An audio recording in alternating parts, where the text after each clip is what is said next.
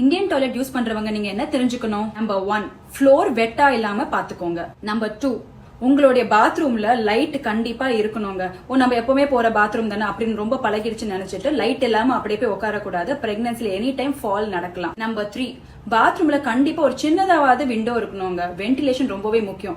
நார்மலா நம்ம பாத்ரூம் போகும்போது பாத்தீங்கன்னா இந்த சம்மர் டைம்ல அப்படியே வேர்த்து கொட்டுவோம். பிரெக்னண்டா இருக்கிறவங்களுக்கு நிறையவே வேர்க்கும். சோ வென்டிலேஷன் இல்லாத போது அவங்களுக்கு கொஞ்சம் லைட் ஹெடா ஆகலாம். அதனால விண்டோ இருக்கிற மாதிரி பாத்துக்கோ. நம்பர் 4, நீங்க உட்காரும் போது பக்கத்துலயே ஒரு ஹேண்டில் பார் இருந்தா இன்னுமே நல்லதுங்க. ஏன்னா குழந்தை வளரும் போது நம்மளுக்கு பேலன்ஸ் கொஞ்சம் போகலாம். அதனால நீங்க உட்காரும் போது ரொம்ப முன்னாடி சாயாம பேக் ஸ்ட்ரெயிட்டா இருக்க மாதிரி பாத்துக்கோங்க. நம்பர் 5, கை எட்டுற தூரத்துல பக்கெட்டையும் மக்கியும் வச்சுக்கோங்க. அடடா நம்ம கிட்ட இந்தியன் டாய்லெட் இல்லாம போச்சுன்னு ஃபீல் பண்ணாதீங்க. வெஸ்டர்ன் டாய்லெட் இருக்கிறவங்க ஃபுட் ஸ்டூல் கீழே வச்சுட்டு யூஸ் பண்ணுங்க. அது ரொம்பவே பெனிஃபிஷியலா இருக்கும். ஒரு சில கண்டிஷன்ஸ்ல வந்துட்டு நம்ம இந்தியன் டாய்லெட் யூஸ் பண்ணக்கூடாது, ஸ்குவாட் பண்ணக்கூடாது. நான் என்னன்னு அடுத்த வரப்போற வீடியோல சொல்றேன். தேங்க்யூ.